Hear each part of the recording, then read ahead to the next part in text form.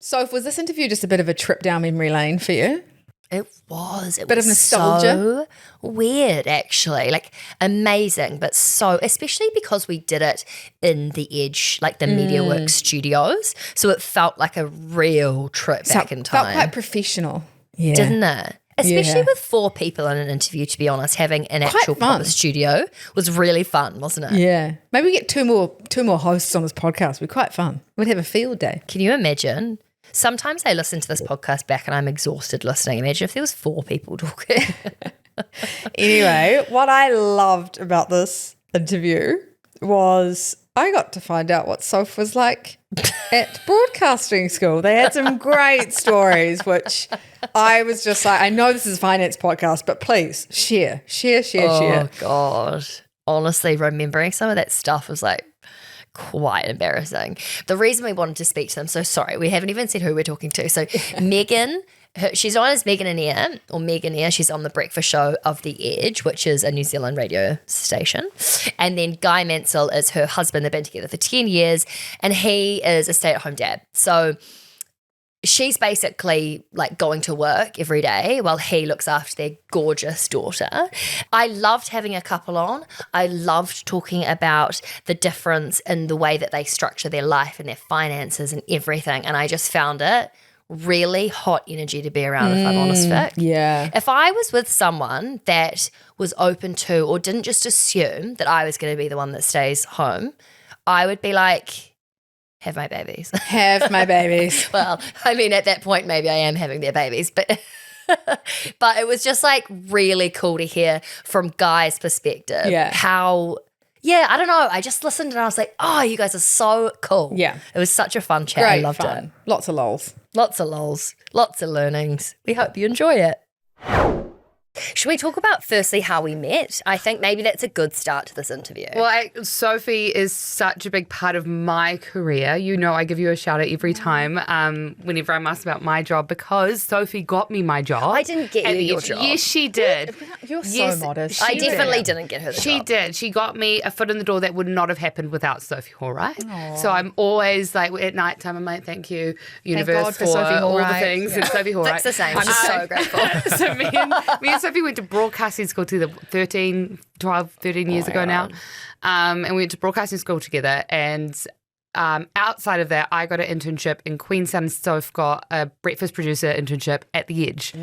What was Soph like at broadcasting school? Sophie's exactly the same. I only met you later in life. Yeah. When you'd blossomed and Oh my gosh, she was like the class hottie. I remember one time, actually, you were like, Oh no, fuck. I'll never forget.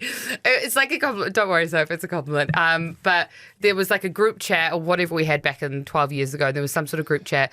And so it was like, hi, everybody. Is anybody available to pick me up from the airport 6 a.m. Sunday morning? And there were like 7 boys like, yes, Soph. That is so not That true. is absolutely true. I remember, for fuck's sake, if I said that, it would be silence. silence. Just like, Oh my God, I love that. Just using it to your advantage. Are you not available? I have no idea. I was such a dick at 18. Like, I look back You at myself and I weren't. think, whoa, she's grown up a lot. I'm sure you have, but you really weren't a dick. You didn't come across a dick. Apart from her obvious good looks, Sophie was very much so like the go-getter of the class. When she was the best in sales in the class. I remember that. I was She good at sales, and actually. I remember thinking I wanted to be more like you because you have this amazing ability, and I still think you do, to put like blinkers on. And I feel like once you focus in on something, nothing really gets in your way. So we've recently discovered why that is. Oh, okay. I've just been diagnosed with ADHD. Hey! Congrats. It's either you're like completely unfocused on something or obsessed with it. And I'm Yes. like, oh, it's all making sense. Oh, well, when you got obsessed with sales, it was great. She did so well for the whole class and basically got us passed over the threshold. we Thank had you to for that. sell radio advertising as Yeah. part of our degree. Like, you didn't pass your degree if you... That's such a good thing to learn, though. Selling anything at a young age, like learning sales.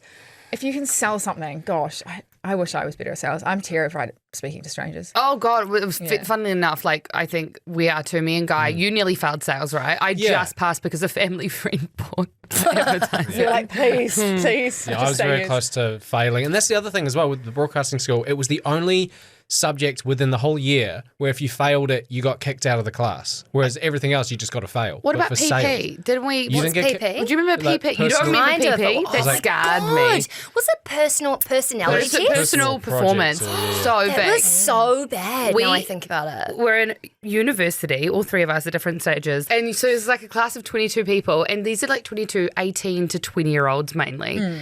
And you live like together, you work together, you study together, and then you get given an anonymous sheet of paper. God, I You fully get to forgot write about this. whatever you want about the other people, and they can fail if they don't pass the personality that people like you enough. Oh my God, it's like Love Island, but like Yeah, Lies right. Island or like Awful. With like It was Savannah in Shit, it as well. Like, and you get yeah. called into the tutor's office and they would go through comments and ratings. Like that was what if everyone horrendous. just ganged up on you and were like, we don't like Megan, did let's happen. get out I of here." had one comment saying I dressed too promiscuously to class. Oh my God, that just would not fly now. I know, it's right? And Crazy now, like, how the world changes. I'm a mum myself. I said that because my mum was livid at the time, and I remember being like quite upset because I was embarrassed, right? Yeah. And I also Because don't it's think kind I did. of like slut shaming, yeah, really. It's yeah, like, it is. It is. It's And like, I also did not. Do you remember me but wearing also- like really slutty No, outfits? you always dressed hot though. Meg was hot, and she was also the cool older one. Like she was always a little bit older. Like I know 2 years isn't much, but It felt she- like a lot. Yeah. I was the try hard who was always like, trying to be nice to everyone, and Meg was kind of just cool and like on the side. Do you know Guys, what I did mean? you remember me the same? I Don't don't you remember reckon? being cool at all. because Meg always asks, like, why didn't I make a move on her sooner? Yeah. And I was like, I honestly, the reason that I never did is because I always thought she would just laugh me out the door. Like, she seemed too cool. Yeah, it's Like- so wild. Which is ironic because you were too cool at broadcasting school. he was too cool. Like he was like the cool hot one. He was. Oh, it's Oh, so yeah. funny when you're younger, eh? Yeah. So, okay. So let's just talk about the relationship dynamics because the reason we wanted to get you in, firstly, how long have you two been together? We have been married going on 4 years. We've been together for 10. Yeah.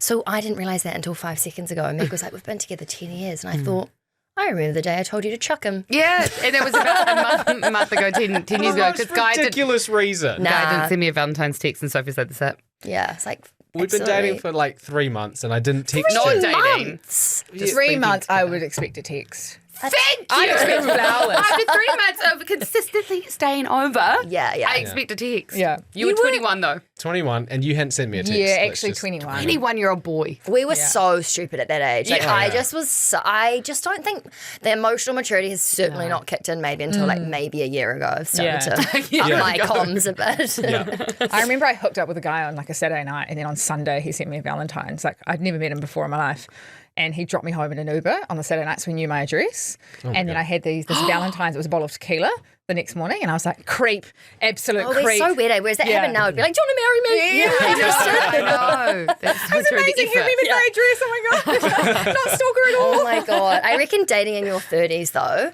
the worst thing about it is that you're so hyper aware of the red flags at this point. You know, because there's this massive joke about how, like, you just ignore all the red flags. They hit you in the face and you're like, I don't know why. So then you do the opposite and someone's like, hey, it's nice to see you. And they're like, oh my God, they just said it was nice to see me. Oh And my that god, he was- must you be a know, psycho. it's He like, must be a yeah, psycho. it's Yeah. bad. Anyway, the reason we wanted to get you in was because we wanted to talk about relationship dynamics, obviously finances, but also you guys have a really unique situation where Meg, I hate the word breadwinner. Like Yeah. it's the lamest term ever. Have we recoined that? Do you guys refer to it differently? No, it's like breadwinner or sugar Yeah. mama.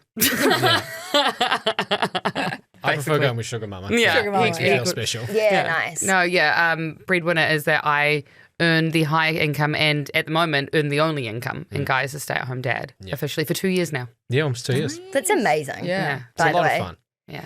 I know this is like probably inappropriate to share, but in Bondi, do you remember seeing like hot dads walking around with their toddlers and you'd be like, Dilf. yes, yeah. No, actually, because like you often don't see it actually. No, it is getting more common that what we've found, and Guy has also found that more and more of your friends have been wanting to do it and like not fighting with their partners, but like having conversations of like, would you mind me taking some of that maternity leave off because that's what we did. I did 4 months maternity leave and then came back to work because I had to because we had to earn money.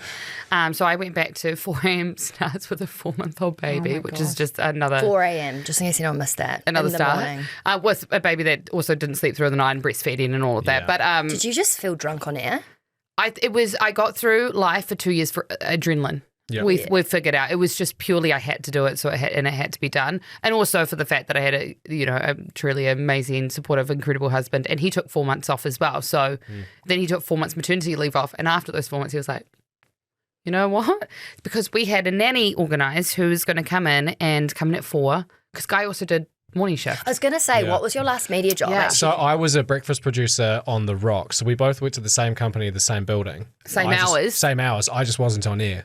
So we were both going into work at the same time. And There's like dreamy in one way in the sense that you're on the same schedule, but also shit because it means Like, how on earth do you find a nanny that's willing to start at 4 a.m.? so we managed to find one. Took us a while. So it took us months and months because you can't just get any old nanny who will do it, right? You want to get also a good nanny who will do it. We finally found one, and a week or 2 weeks, truly 14 days. It was about 2 weeks before she was supposed to start. She messaged saying, "Hey guys, I've had a bit of a fall in the gym," and she threw her back out and had a concussion. So obviously we didn't want somebody with a concussion to look after our kid. Obviously we wanted her to recover. So she said, "Doctor reckons I'll be back up in a month." So I asked my boss, "Can I stick around? Take another month off?" He said, "Take all the time you want." And then it got to about a week before she was supposed to be starting again. And it was just radio silence. And then she says, "Hey, I'm really sorry, but I'm just not going to be able to do it at all." And that was like panic stations for us. But there was also this kind of amazing moment where Guy, which I had always hoped, came to the realization Megan's texting himself. the nanny on the side. Came to the realization. Concussion. You just hired a mate to come round for an interview. She wasn't a nanny at all. It was me never dressed an up in a wig. Came to this realization that I knew I couldn't push on him because I didn't want him to resent me if it wasn't purely his own decision. I said to him, if I'm being honest, I think I even blatantly said best case scenario, it would be that you be home with her because then I panic less because you are her dad and she was still only 8 months old and a lot of people are in situations that their kids have to go to daycare even younger than that because of going back to work and how much money people have to earn to go to daycare and whatnot.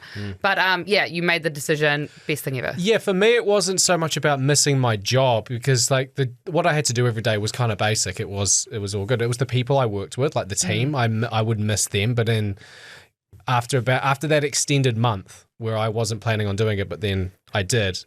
Over that month, I was like, actually, no, this is really fun. Yeah. I do totally get that feeling though of community at work. I think there's, especially in media, there's your best friends, you work with them. It's so much fun to go in.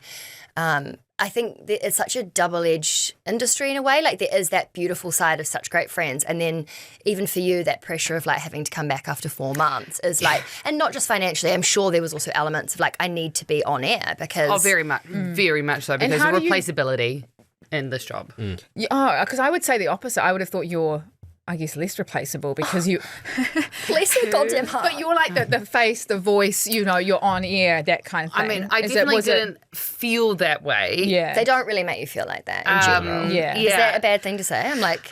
Well, I mean... I don't know if it's changed. I was not here. Like, it was 10 years ago that I worked here. It felt like that at the time. We've had lots of conversations since, and I don't think they actually even meant to make me feel that way. I can definitely reflect and take on some of like my own anxieties and my own worries and my own lack of confidence in myself and my job that I looked into things probably too with a fine comb. Is that a fine tooth comb? Like trying to be like, is that what they mean here? Or like, are they getting somebody else? Would they prefer this person to replace me?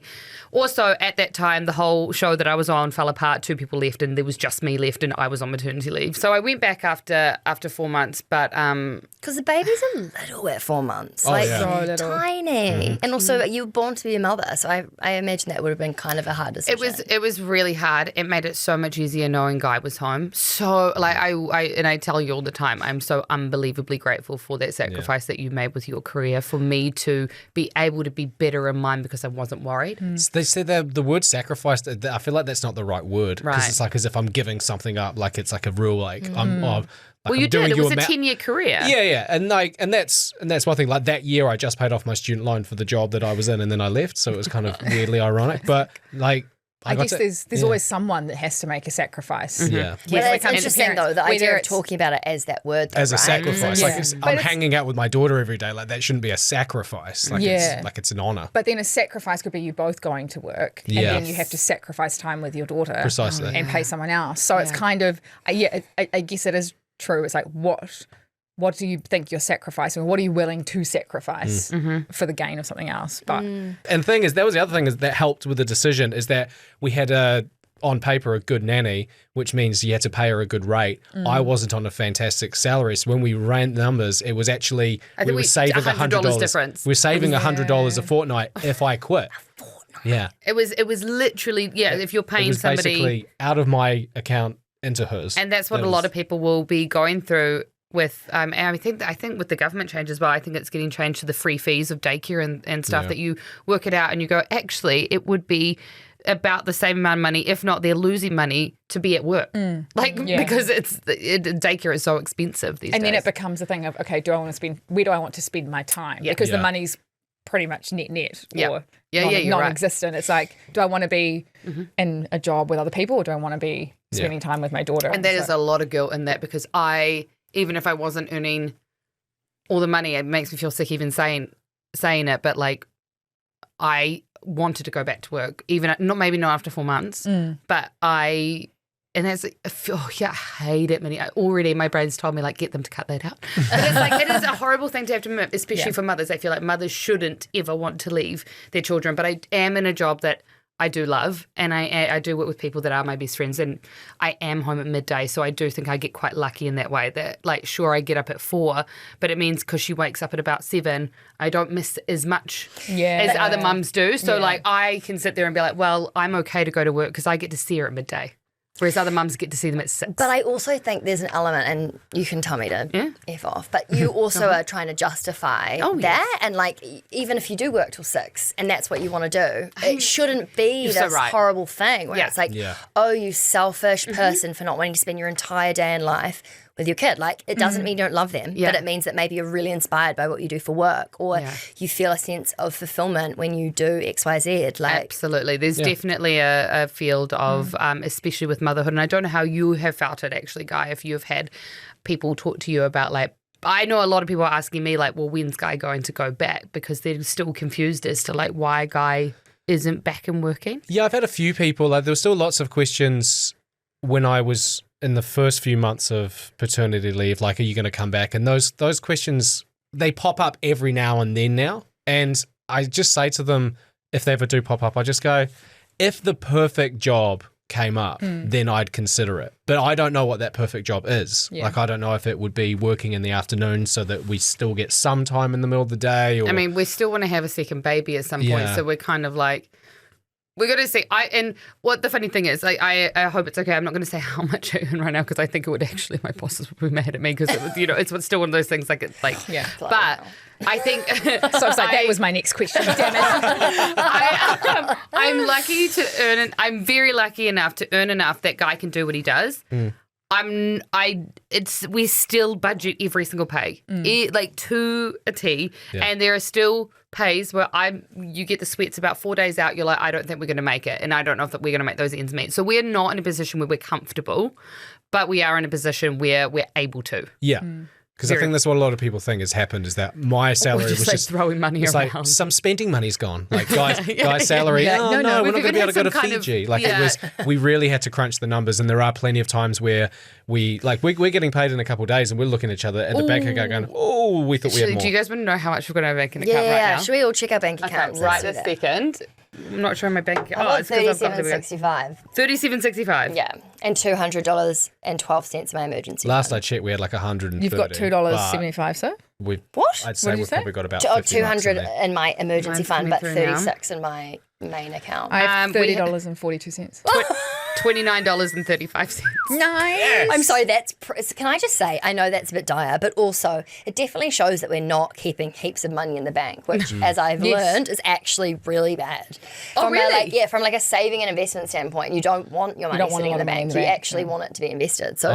I don't Well, know this if that's is just where because you we're all need to like, teach shit, us. well, we've got no investments and also no money in the bank. Not great, Yeah. but Well, we don't have That's any us. investments. So we need to start to like figure that out. Well, and we should have done it 5 years ago. We should have done it 10 years ago. And we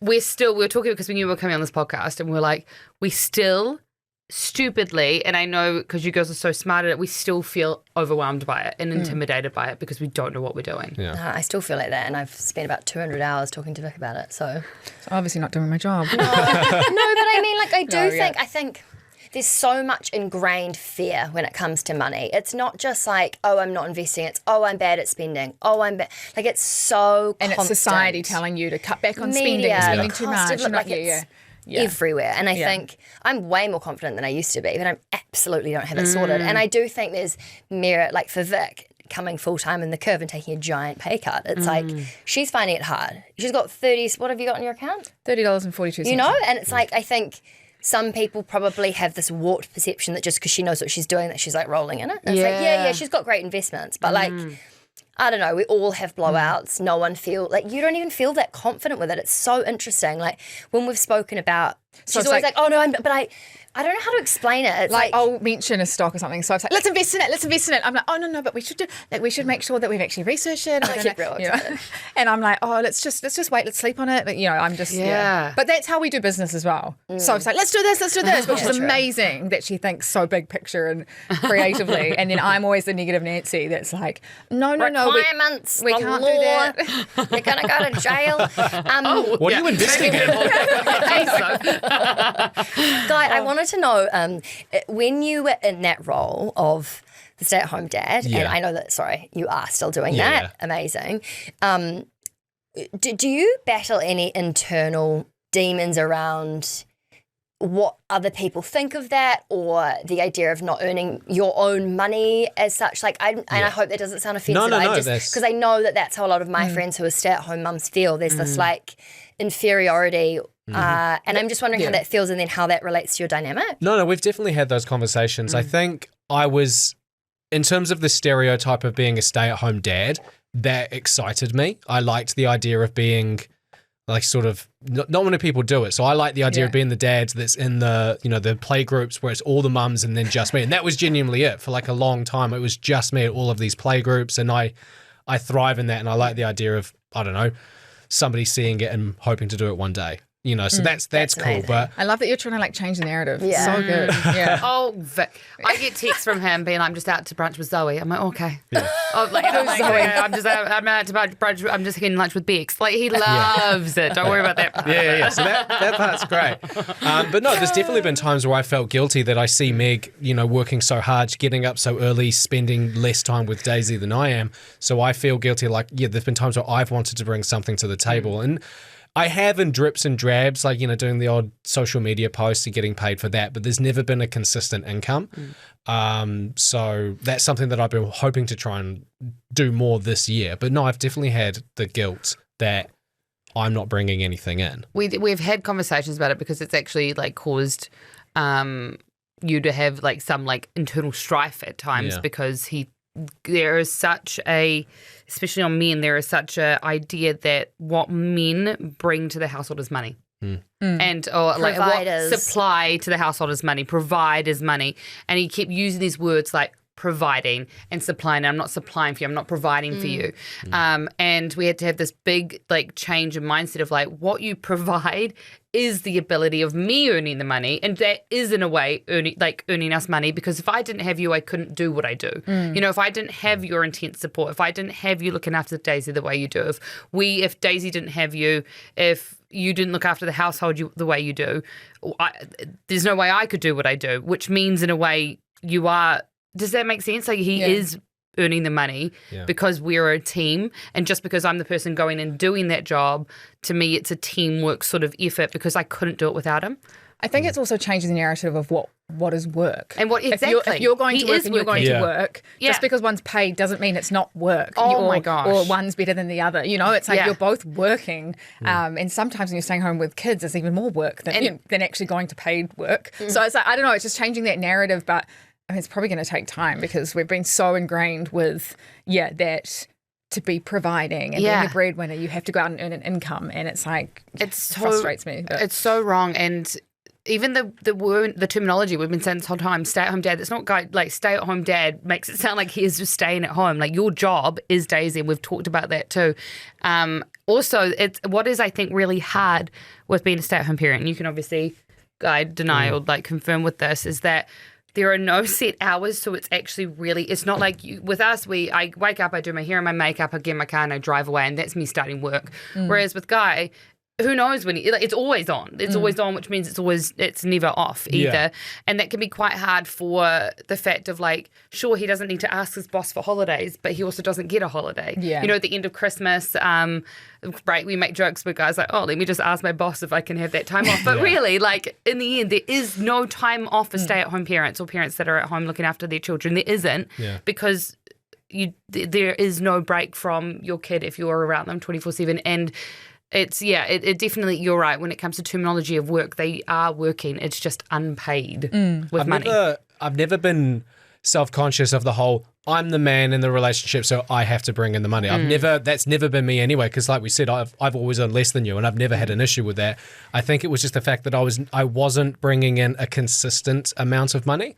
So if I was doing something like a part-time job that I could do from home where I was bringing in, even if it was $100 a month, I feel like that would have been a little win for me, because then I'd be like, at least I'm doing something. But because I was, this Instagram post would come in March, and then the next one wouldn't be able to come in until like August. I think it was the inconsistency for me. But your job, like it's so funny. We've had this chat so many times over the past 2 years, like so many times of like, it isn't on you to have to do that. But I know you still feel that pressure still now. Less now, definitely less now. Like I'm more at peace with it now, but it does still come up, especially when expenses come up and oh my God, our mortgage rates just came out last week. We've had so many niggly expenses come through over the last 6 to 12 months because we had such a solid nest egg. Yes. We had a buffer. We called it the buffer. we made a $10,000 buffer. That is like unbelievable. Yeah. So if you had asked us then, we would have been like we wouldn't even know when payday was at any point in time. There was like $10,000, and then it all went. Our dog got cancer, and then it was like $6,000 surgery. Yeah, dog got cancer. And obviously, that wasn't even. Not like we have pet insurance as well. It was Meg still is a vegetarian and has like adores animals. It's like a huge part of her personality. Very much so. And so that was we didn't even discuss it. It was happening. There's money needed to be spent. I wouldn't even. Money well spent. Yeah. But we do have pet insurance, and thank God for that because it would have been more. There was a car crash, and then because we have. Air conditioning broke, all these little things. Also, we have no village in Auckland. We have no family here at all, which means that if I get sick if Guy gets sick and he can't look after Daisy, I have to take time off work. Or if I'm not here from work and Guy gets sick or something happens, there's no one. There's no one at all. So a couple of times we've had to fly my mum up or his parents up. And There's anyone listening that needs a part-time nannying job? Just don't get a concussion like 2 weeks before. Yeah. So it went in 6 months, and it was not from us spending. We don't go out. We didn't buy clothes, and that was like gut wrenching because we worked so hard to get it. And then we kept saying every time we had to spend it on a surgery or Nala also, a dog, God, how much she's cost us in the past year. She got attacked by another dog. She got in a dog fight. Well, she didn't get fight. She got attacked by a dog. Rushed her. So she had to go to hospital for that. And again, like, it's just all these things that we sat there and we kept saying to each other, that's what the nest egg's for. That's what it's for. Yeah. That's what the buffer's for. So these things come up. And now it's gone. Yeah. But also, don't be hard on you because I think that if you didn't have that nest egg, imagine the position you'd be in, right. the stress it would have added. You know, I think I don't know what we would have pat done. yourselves on the back that you had that nest egg and you had that foreseeable. But then it's stressful because then if you've used it, you know life happens and things go wrong all the time. And that's where we're at. I've got 200 in my emergency fund. How amazing. Maybe I can pay if I break something, which I do every 5 seconds. You know, like it's not very reassuring when you have to use it and then you don't have that backstop. Yeah, we have to save, did we work it out, about 20 grand if we want another baby, because we won't be getting paid for 4 to 5 months, any income whatsoever, whatever, and to pay for mortgage and all the insurances and everything, plus food and nappies and formula and everything we'll need. We thought, and to be safe, you know, like with space, otherwise who knows what will happen? What if the dog gets hit by another car? You know, God. Yeah. So we have to save 20 grand to try and have another baby. And at the moment, with $29 in our account, we feel very overwhelmed of like, we just can't, it's stopping our life. Like we can't. You can't justify it if you can't afford Do you to. feel pressure being the only person earning income from your job right now, that there's a pressure that a pressure that you have to stay in work almost, or is it like, or are you kind of open to having conversations of, hey, like... No, there's definitely pressure. It's like there are so many emotions. There's actually a lot of pride as well. I'm very proud to be able to be like 33 and to be able to like have a job that I can do that so my husband can stay at home. There's a lot of pride. Like I've worked really hard over 10 years from university to get to this point to be able to be in a position where I can do this. So I hold a lot of pride with that, and also because, as we've talked about, not many women do that part. So that makes me really proud. There is definitely pressure there. I'm lucky I love my job. Like I love my job. If I was really miserable, that would be a different answer. If I was not in a show that I was happy with, if I hated the people I was working with, if I was struggling to go to work every day, because the hours make it hard, but the people make it easy. But if you've got hard people to work with and the hours are hard and you're the only one that can earn, I would feel very stuck. I'd feel very stuck. We would just both have to go back to work, and I'd have to find a different job, I imagine. We'd figure that out. Yeah, we're quite lucky in that aspect. Yeah, I am. Like, the thing is, I feel pressure in the way I can't lose my job. Yes. I don't want to leave my job. But we're in a fickle industry, as you know, Soph, and things change. Like I can't say anything, but literally today we had like so many changes happen about half an hour ago. Oh, really? Oh, yeah, big changes that will all come out at some point. And so you never see it coming, and you're just like, what? And it feels, oh my gosh. That's what I mean by the pressure of like, you don't have a lot of control. I don't have the control. I can only do my best, and I do my best as I can do every single day, as well as being the best mother I can to Daisy, and hopefully the best wife to you, and best friend I can be to all the bests of whatever I can be. But I have to just hope that they keep me. Basically, because in other people's jobs, I think you keep your job unless you get fired because you stuff up, right? Yeah. In this job, you can kind of be let go for anything. That's horrible. Sometimes. Yeah. You guys seem like you have very open comms and very good, We're good relationship in that sense. Yeah. I can start sense that it. way, but No, it's You learned I that. was 21, all right? Let it go. I didn't know any better. Yeah, we're No, take it back, sorry, it's real, mate. very proud. Do you remember the first time you ever talked about money in your relationship? Like when you started a joint account or when you, anything like that? What I about dates even? Like Yeah. if you Who were paid earning for the more, first date? how did that work? Oh, Meg splashed out on me. Like she would spend way more. I mean, I had no money. I was on like $32,000 a year, and my I rent would was drop like $300 a week. groceries off to his house like a little loser before we even dated.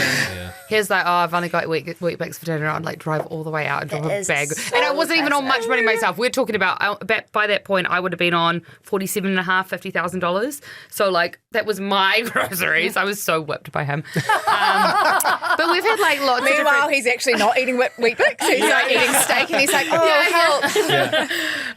We've definitely had like lots of points that I hope you don't mind me saying, but at one point you were in between jobs and you were let go from one job and you didn't have another job to go to. Yeah. And so that's when we were, gosh, what were we, guy? Like 23, 20, I think it was like, 4? Because you guys were so young, like even And having those conversations about joint accounts or know. spending on each other, it's like you're still so young. And I think that was our first big, like, I supported you. I paid for your rent for 3 months. no, we were living together. Yeah, at but I that paid point. for your share of rent for 3 yeah. months until you got another job. And that was our first, like, big, proper, like, wow, I'm pretty sure at that point we'd in it already together. had joint accounts. Really? Yeah, I'm pretty sure we had a joint bank I account. must have wanted us to put our money together. At Oh some yeah, I feel like Meg in our relationship, Meg is the one that pushes for something, and I'm the one that's resistant. And then as soon as I sort of cave, I freak and- out. And I'm like, we And then shouldn't. Meg freaks out, and I get excited about it. Yeah. She's like, so she starts So freaking good. out. I'm like, "What are you talking about? You just convinced me." When I convinced him to date me officially, and I did have to convince him, I convinced him. I was like, we have to be boyfriend and girlfriend. We're best friends. We sleep together. It's good. It's great. And I earn more money than you. I finer Drop off details. dinners. And then he finally was like, I guess it sounds all right. And I didn't say that. you were not very enthusiastic that you'd been talked into it. It's keeping you on your toes. And then, like, literally within half an hour, I was like, what have I done? I don't want a boyfriend. I've just moved to Auckland. I'm a hot little thing. Like, I don't, I'm like 23 years old. 4 months in, and she's like, 4 I months changed my into- mind, actually. No, I don't want And then Guy was like instantly like, this is great. I was driving home. No more Weetabix for dinner. Yeah. I can Perfect. actually buy. I actually remember when you were cooking for him. I actually Oh, God, Oh, my yes. God, yeah, because, like, back in the day, you were, like, this tiny little thing that Yeah. blatantly wasn't cooking for himself. You know? What I was cooking for myself was just terrible. Like, it was just plain pasta with You've tomato gotten better. sauce. Yeah. You've gotten better. There was, like, a lot of love going into food from this side. Yeah. She Love fattened me that. up. I Yeah, did. love that. But yeah, there's been us the whole time like we should buy a house, and then we bought a house. I was like, what? Let's sell it, I let's hate sell it. Yeah, I hate the house. Like, what have we done? What have we done? What have we done? So, and then how do you split your finances now? Do you put it all into your bank account and then spend, or do you spend willy nilly? Like, what's Do you have to ask to spend? Like, how do you do Yeah, is it? Well, it's easy. Okay. My answer's easy. I don't earn anything, so nothing Yeah. goes in. But even if like before that, Yeah. I've always been the budgeter. I quite like being the budgeter. Yeah. I quite like I get off on like saving money, and I kind of get a little like rush. I'm like, oh, we could save this much here and here and here. Do you get But- allocated amount though, or Yes. is it each? Oh, We or is started it- that last year. Yeah. I made like so many different accounts that I'd be like, right, that account's the food account, that account's the like date night account, that account's this, all of these Daisy accounts, and then savings ended and- up because we didn't have enough money to do all the savings I wanted to do, we'd tap into them every time, so it just wouldn't work that way. So now we have all the money goes into one account, and Guy takes the mortgage out. I do all the bills, and then some money goes to Daisy. Since the day she was born, she's had money going into a certain account. That should really be an investment, shouldn't it? Yeah. It's Is it not. just in savings? It's just a savings We'll account. talk about that offline. Say that offline. Yeah. It's literally just the same. And we've got another account for like baby number 2 that's just sitting there. And then we've got a date night account. We get $50 a fortnight into that. And me and Guy get $50 a fortnight spending money. On our own little card, little We've pocket got a little money. Dosh card. So it goes into a Dosh account, and we get $50 a fortnight to spend on whatever we like. Is this like date night? Like, would you be spending that if you went out for dinner tonight? No, we have a date night account as well. sorry, I missed Date that. night to us is really important, and we do one indoor date night and one outdoor date night a month. Which it's just been so amazing cool. for us. So indoor date night is where the other person, you don't leave the house, but the other person has to theme the night or plan the night together. Cheese boards, board games. I Or wanna come. Guy Same, did can we it. He set up a surprise Taylor Swift quiz for me last date night. So it was like it was 10 rounds. It was all the and he had to ask. I had to answer questions about my friend's favorite Taylor Swift songs. It was amazing. Sorry, the perks of dating a creative. You Yes. know? I was like, yeah. Your date night, like, let's watch fucking James Bond, you know? Last yeah. year, I threw Guy You an threw me office a Christmas Christmas party party. because stay-at-home parents don't get the end of year Christmas party. God, so too much. It's Oh my God, I'm just loving this relationship. So, I It know was that's so what good. you've got to be in the The room effort you guys together, put you into know? each other to make each other feel special, it's just like, you know. it's our like main priority is Yeah. making sure the other person is having the best life, basically. Yeah. But with our money, so we put $50 a It's fortnight. genuinely starting to get teary. No, it's just like beautiful. It is Yeah. beautiful. We're very lucky. We said Yeah. we're very lucky. So yeah, $50 a fortnight into date night. But other than that, it's just lump sum into the account. And I am very bad, and Guy knows it, but bless his soul, he never hits me up about it. I'd be like, right, that's it. No more spending for the rest of the pay. Guess who spends next? It's always me. I always get something. It's normally something for like Sushi. sushi for Daisy. My kid loves sushi.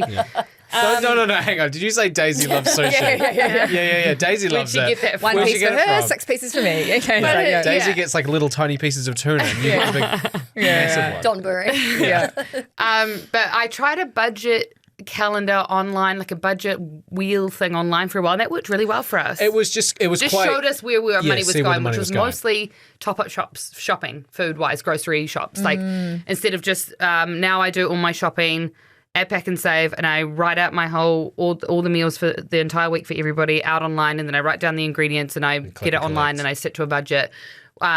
Whereas when we do top-up shops, you can easily spend 65 here, then 75 there, and then it's just one dinner, but you pick up that and that at the same time. And that's where our money was going. And that's, I think that is definitely one of the biggest things that is depleting our bank account. And you sit there and go, why don't you just, do more planning when it comes to the shops. But I think it is genuinely because of having a kid. You have to go do these top-up shops. Dog and she'll, cat. cat food and dog food. And then Daisy loves to just like eat fruit, but then she'll only eat half of it. So I'm like, we've got to get more bananas. And there's like more eggs and more bread. They get fixations on certain items. So she wants like a yogurt that has Elsa on it. And then you're like...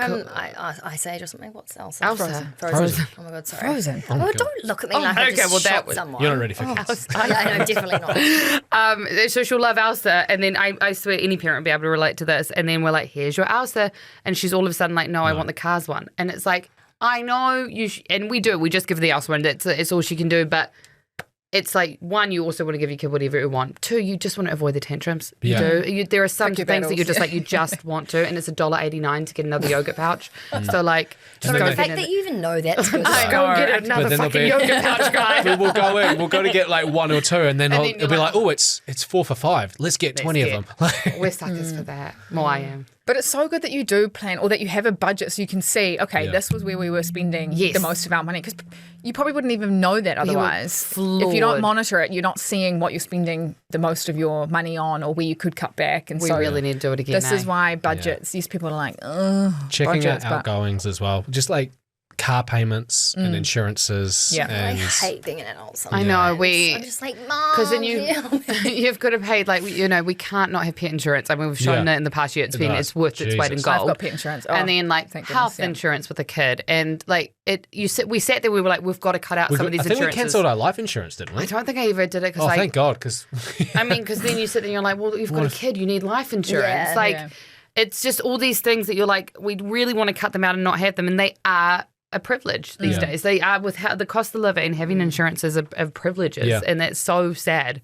Yeah, but I heard a lot of people that when things were getting tough, they cut their car insurance or were behind on their home insurance payments, and then we had those floods, and it was just like, it's kind of, you just feel for having to make that decision, and then being hit with, like can't even think about it. Like, gosh. Do you ever have disagreements about the way to spend money, whether it comes to each other or Daisy or anything? Like, how do you make those decisions, and is it like a consulting each other thing? I don't think we've really had any, like, I don't think we ever argue about it, and I don't think it's too hard. I think if something was to come through, like if myself or Meg has done a paid post through Instagram, and we know X amount is, let's say $1,000 is coming in, we'll know that's coming in a couple of weeks, and then we go, where should we allocate that? And I think usually that, I don't really think there's been a time where we've just gone, yes, that's going to go to baby. Because there's then definitely been communications there. Yeah, it's just communication. I don't think there's ever any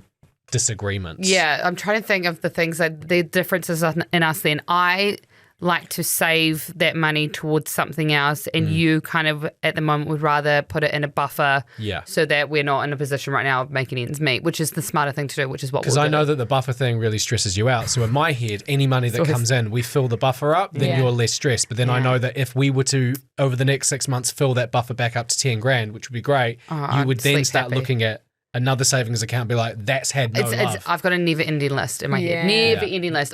There's always a list in my head, and that's why Guy needs to like bring me down to level sometimes, because we'll get something paid off, and I don't think I even give it 5 minutes before I'm like, what's next? So the next thing that we're saving for, or like trying to get, or trying to do. But that's good having goals, I think, even if they're short-term, long-term, whatever. Like, I think, you know, it helps keep you motivated and keeps you almost like, yay, I'm making progress, and like, That's us, that's like the yin and yang. You kind of pull me back a bit, but if I didn't pull you forward, you wouldn't move. Stuck. But if it hit it I his think way, it's the same with us actually, work-wise. Like, you do need a bit of polarity in terms of like, no, we can spend the money, and someone being like, no, we've got to be careful. You know, it's like if someone's crying, you're not going to burst into tears as well. It's like, oh God, how can I help? You know? It's like, do you know what I mean? No, it's like you kind of naturally just take the like opposite to help the other person through their stress. Do you look at your upbringing, childhood relationship with money, or family's relationship with money, and look at the way that you are now, and sort of see, oh, interesting that I behave like that. My dad did the same thing, or my mum. You know, is there anything that you've noticed? I think, and this has made me sound like a spoiled kid, because we didn't grow up in an incredibly rich home, but there were times where I would ask my mum and dad for something, and they would say no. and I'd ask again and say no. And then most of the time they would get it for me. And that's amazing. And like my mum's been a stay-at-home mum basically all my life, and my dad's provided for us and stuff. And I wonder if that's kind of ruined me, because there's always a little voice in my head that when it comes to us making our money in our savings account, my brain goes, it'll be right. Like, it'll be fine. It'll sort itself out. It will always work out. And which is a great to be positive, but sometimes I'm like, but babe, it's a it may privileged not this mindset. time. Yeah. So like I didn't grow up in a mansion or anything like that, but I do wonder if, I mean, I don't know if, I'm not blaming my parents, but my parents actually just said no, then maybe I would sit there and go, not everything works out. Whereas I think I am a little different in that I was very lucky to, I have an upbringing where we're in a, I would say, medium income, your middle of the road sort of income household, with my mum and dad and my brother, but then mum and dad divorced and I went with mum, and then we were on low wage, like proper bottom like wages. And that's when everything turned into creative ways of how we would get it. So mum couldn't afford the clothes for me, but she would sew them that would look very similar to that. And so I think I've definitely got that sort of mindset where I will be like, how can I give that to Daisy or Guy, but not actually spend what would normally be spent on it? Yeah. Which is such a good mindset to have, both of them. I also think yours in terms of like knowing that it'll just work out. The flow of letting money come in and out, I think. And having that mindset of like, don't worry, it'll work out, rather than being like, oh my gosh, we're never going to be able to afford it. And you kind of get into that spiral, and then you start creating that energy. I think is like putting it out there that it's like, it's okay, it'll work out, we're fine, like that kind of, It's very good for me, because I can definitely get into like the spiral of like, we're fucked. Basically. Yeah. So you But can also pull me interesting out of though, because you're the one that is bringing income in. So I wonder if it's also you're like the pressure. there's a bit more added pressure there. Yeah. And but I mean, you definitely are not the kind of couple who you would be like, oh well, of course you're going to be chilled about it because you're not. You know what I mean? Like, I think that's where there's issues, right? Because it's like you genuinely want you're a team, and it's like decisions are made together. I'd love to end on one last question or conversation, and it's kind of for you actually, Guy. Actually, maybe you can both answer this in different ways. What I think is interesting is if you're a stay-at-home mum, you feel, well, this is what we've heard a lot. I'm not sure if every stay-at-home mum feels like this, but there is this like invisible load. I have to always be working. Like my responsibility is the house, the washing, the kids, everything.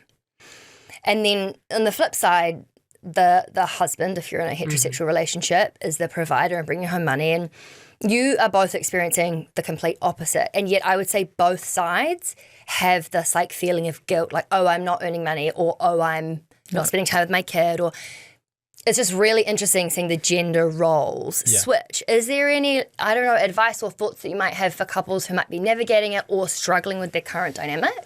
I think if there's a guy out there that is contemplating the idea of it, if you've had a discussion with your partner of the idea that they want to work and you've run the numbers, basically what myself and Meg have done, I would say dive into it just head first, because it is an amazing experience. Like the last 2 years with Daisy have been amazing, and it's cool that I get to say that I've done that. So yeah, absolutely go straight into it is what I would say. But at the same time, like it is a hard decision to move away from your career, and there is that inner voice that's telling you that you should be working and you should be bringing home the bacon and stuff like that. And when you spiral down that and you think, oh, I should get back to work, or I've given up my career, or I've sacrificed, because no doubt most of the time it's not, but there would be moments where you're like, shit. Yeah. How do you bring yourself out of that?